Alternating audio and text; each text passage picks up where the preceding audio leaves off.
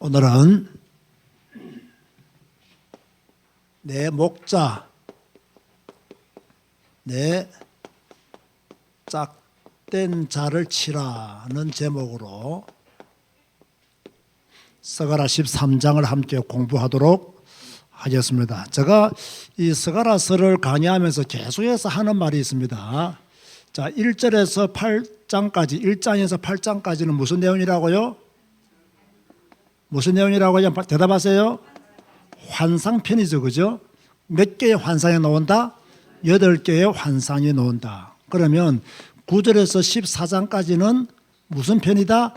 예언편이다. 그래서 9장에서 11장까지는 예수님의 초림에 대한 예언이요, 12장에서 14장까지는 예수님의 재림에 관한 내용이다. 이런 전체적인 흐름을 알고 성경을 보면 더 잘 이해할 수가 있습니다. 자, 13장을 여러분을 위해서 구분해 드리면요. 자, 이걸 좀 고민했는데 1절만 먼저 구분을 하면 죄와 더러움을 싣는 셈에 대해서 이야기를 하고 있습니다. 나중에 설명을 드리겠습니다. 죄와 더러움을 싣는 셈이 열리리라. 그렇게 1절에 말씀하고 있고요. 두 번째로 2절에서 6절 말씀을 보면 거짓 선지자 그리고 더러운 귀신들을 이 땅에서 몰아내겠다. 이 땅에서 떠나게 하겠다. 그렇게 말씀하고 있고요. 또 7절에서 9절 말씀해 보면 3분의 2는 멸하고 3분의 1은 이렇게 남게 된다. 그런 말씀으로 13장은 이루어져 있습니다. 자, 1절은 죄와 더러움을 싣는 셈이 열리리라. 2절에서 6절은 거짓 선지자와 더러운 귀신 들린 자를 이 땅에서 떠나게 하겠다. 7절에서 9절을 보면 3분의 2는 멸망을 당하고 3분의 1은 남게 된다. 남게 되는 이 사람들은 어떻게 되느냐? 우리가 내용을 또 보면서 살펴보도록 하겠습니다. 자, 먼저 1절부터 한번 읽어볼까요? 스가랴 13장 1절부터 읽어보겠습니다. 그날에 죄와 더러움을 싣는 셈이 다윗의 족속과 예루살렘 주민을 위하여 열리리라.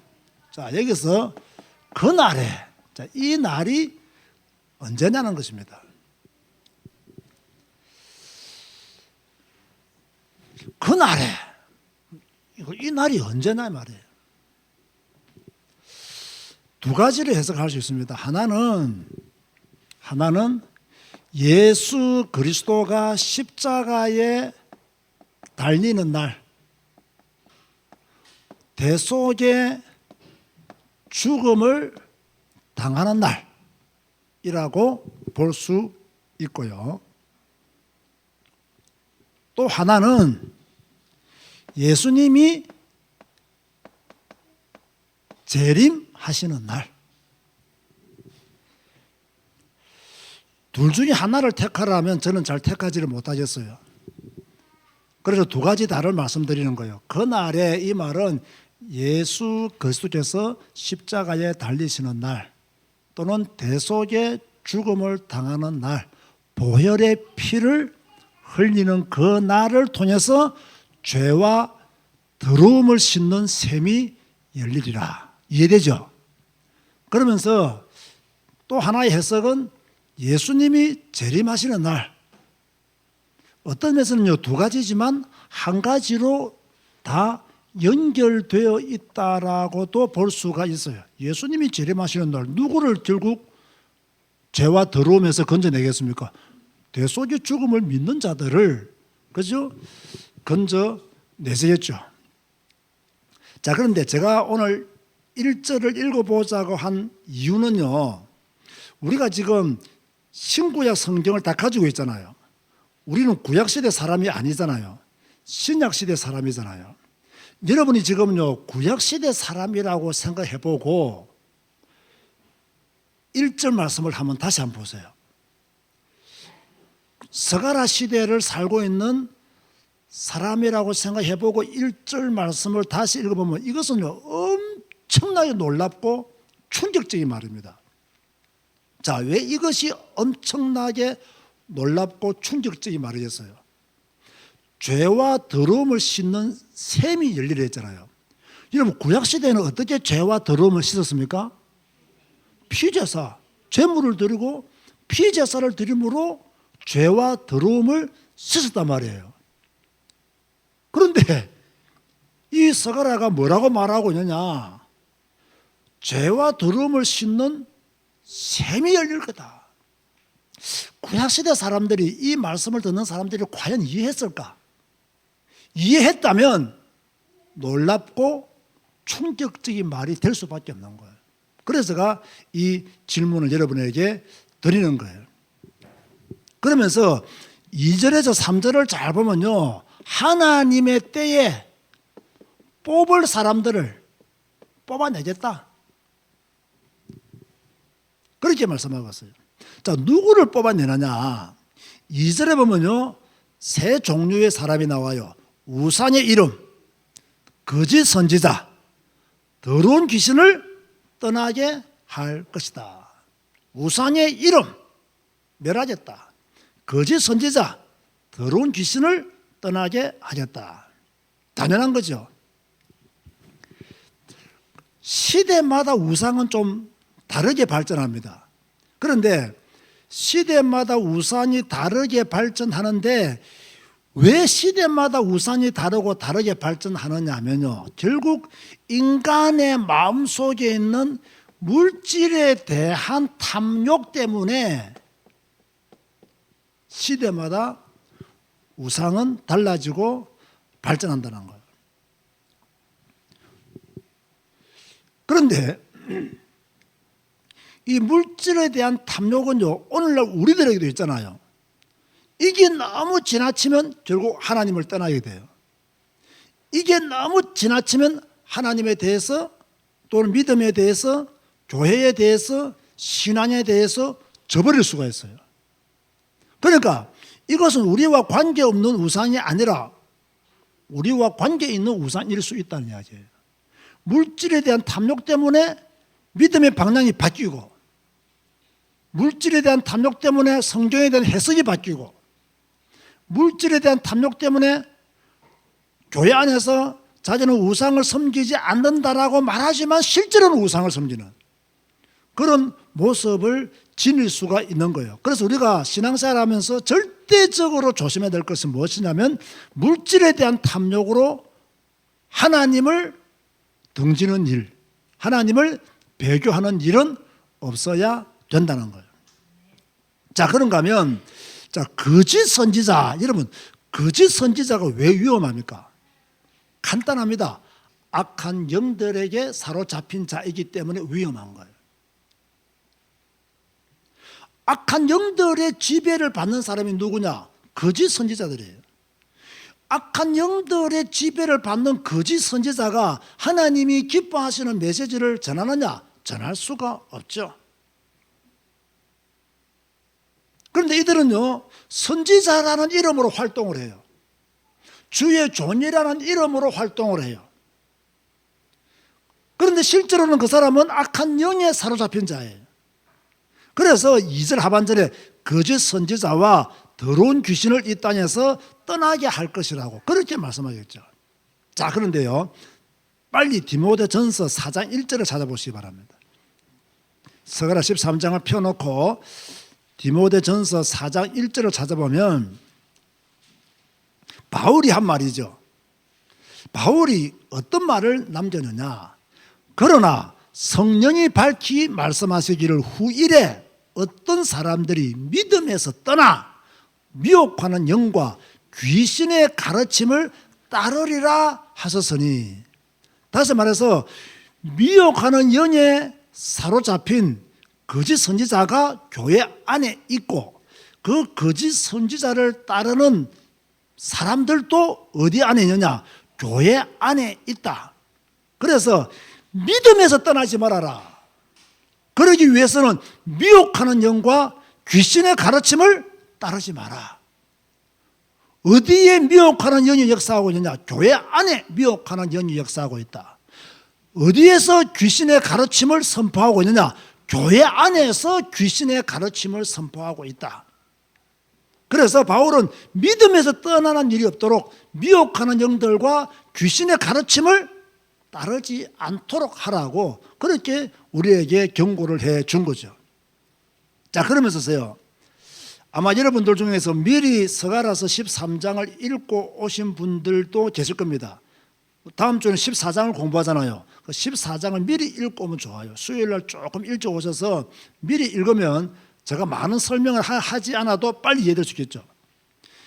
만약 미리 읽고 오신 분들이 계신다면 오늘 스가랴 13장을 읽으면서 가장 무서웠던 성경 구절을 몇 절 이었을까요? 오늘 스가랴 13절입니다. 3절입니다. 왜 3절이냐? 한번 3절 한번 읽어봅시다. 사람이 아직도 예언할 것 같으면 그 낳은 부모가 그에게 이르기를 너가 여호와의 이름을 빙자하여 거짓말을 하니 살지 못하리라 하고 낳은 부모가 그가 예언할 때에 칼로 그를 찌르리라. 무서운 말씀이죠. 만약에 자식이 여호와의 이름을 빙자해서 거짓 예언을 하면, 잘못된 예언을 하면 부모가 그 자식을 칼로 찌른다는 말씀이에요. 이거는 그대로 찌르라는 말이 아닙니다. 그만큼 뭡니까? 하나님과 우리의 관계가 중요하다는 거예요. 하나님과 우리의 관계를 해치는 그 어떤 것도 용납해서는 안 된다는 거예요. 하나님과 사람의 관계를 해치는 그 어떤 존재도 허락할 수 없음을 하나님이 지금 이야기를 하고 있는 거죠. 100% 동의하는 말씀이죠. 그러면서 이 거짓 선지자, 저는 정말로요, 이 성경에서는 우리에게 많은 것을 제공해 주고 있어요. 성경은 우리에게 많은 답을 주고 있어요. 이 거짓 선지자는 어떻게 하느냐? 끝까지 많으냐? 거짓말 시켜요. 제가 4절 6절을 조금 보면서요 고민을 많이 했는데 제가 조금 쉽게 설명을 해볼게요. 여러분은 아마 이 부분을 잘 몰랐을 겁니다. 4절에 보면요, 거짓 선지자는 부끄러운 날이 온다라는 내용이에요. 왜 거짓 선지자에게 부끄러운 날이 오느냐? 자신의 예언이 틀렸기 때문에. 그죠? 부끄러운 날이 온다는 거예요. 그리고 틀린 예언을 계속하니까 백성들이 그 사람의 예언을 듣지를 않아요. 그 자체가 부끄러운 날이 오게 되는 거죠. 이렇게 자기에게 부끄러운 날이 오니까 4절 하반절에 보면요, 무엇을 입지 않았다라고 말하고 있죠? 털옷을 입지 않는다. 자, 구약시대 때 털옷을 입고 예언한 사람 대표적인 인물이 하나 있죠. 누구죠? 엘리야. 또 신약시대에는 세례요한 같은 인물들. 이 구약시대 때 보면요, 자기가 주의 종이다, 사도다, 뭐 예언자다, 이런 의미를 다른 사람에게 나타내 보이기 위해서 털옷을 많이 입었어요. 그런데 지금 사람들은 자기 예언을 들어요, 안 들어요? 안 들어요. 자기의 예언이 잘못된 것이 들켰단 말이에요. 그러니까요, 또 사람을 속이려고 털옷을 안 입는 거예요. 전에는 털옷을 입었는데 이제는 들키니까 털옷을 입지 않고 뭐라고 말하느냐? 자신을 무엇이라고 말한대서요? 농부라. 농부다. 이렇게 또 속이는 거예요. 농부라고 속이니까 이 거짓말을 듣고 있는 사람들이 묻습니다. 두 팔 사이에 있는 상처는 어찌 됨이냐? 6절입니까? 그렇게 물어보죠. 네 지금 두 팔 사이에 있는 상처는 뭐냐? 물어보는 거예요. 이 질문을 왜 했을까요? 그렇죠. 이 거짓 예언자들, 또 우상을 섬기는 사람들은 어떻게 합니까? 자기 몸을 막 자해하면서 섬기잖아요. 그 엘리야 시대도 나왔잖아요. 그 상처는 네 분명히 우상 섬기면서 악한 영에 사로잡혀서 자해하면서 낸 상처가 아니냐 이렇게 말하니까 이 사람이 또 무엇이라고 거짓말 시키죠? 아니다, 나의 친구 집에서 받은 상처다, 이렇게 대답을 한다는 거예요. 재밌죠, 그죠? 그냥 우리가 성경을 읽고 막 지나갈 때는 이 의미를, 뜻을 잘 몰랐잖아요. 제가 딱 설명을 해드리니까 그래서 이런 질문이 나왔고 이런 대답이 나왔구나. 거짓 선지자는 어떤 의미에서요, 거짓 선지자는 회개한다 안 한다? 안 한다, 그 말이에요. 악한 영에 사로잡힌 자는 회개한다 안 한다? 안 한다. 물론 하나님의 특별한 은혜가 있으면 하겠지. 그 대표적인 사람이 또 구약에 하면 더 있죠. 발람 같은 사람 보세요. 하나님의 계시를 안 받은 사람이 아니에요. 그래도 돌아오질 않지 않습니까? 거짓 선지자는 끝까지 거짓말 시키는 거예요. 끝까지 사람을 속이는 거예요. 끝까지 나쁜 길에서 돌아오지 않음을 그렇게 이야기하고 있는 거예요.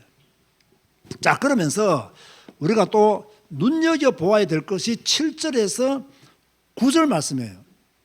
여기 보면 3분의 2는 멸망하고 3분의 1만 남을 것을 말씀하고 있어. 3분의 2는 멸망, 3분의 1만 남다, 그렇게 말씀하고 있는데요, 아주 중요한 말씀이 7절입니다. 7절 한번 읽어봅시다.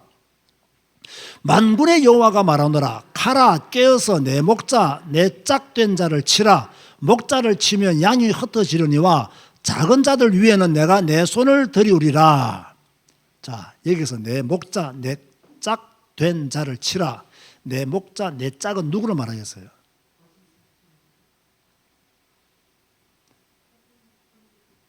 누구로 말할까요? 잘 한번 생각해 보세요. 뭐라고 주원이? 거짓 현장 아니에요. 예수 그리스도로 말하는 겁니다. 예수 그리스도로 말하는 겁니다. 하나님의 양떼를 위하여 목숨을 버릴 자, 십자가에서 대속의 죽음을 당할 자를 가리켜서 내 목자, 내 짝된 자, 내 짝된 자를 해석을 하면요, 하나님과 연합한 자라는 뜻입니다. 자, 그 증거가 뭐냐? 또 빨리 한번 찾아봅시다. 마태복음 26장 31절 한번 찾아보세요. 마태복음 26장 31절.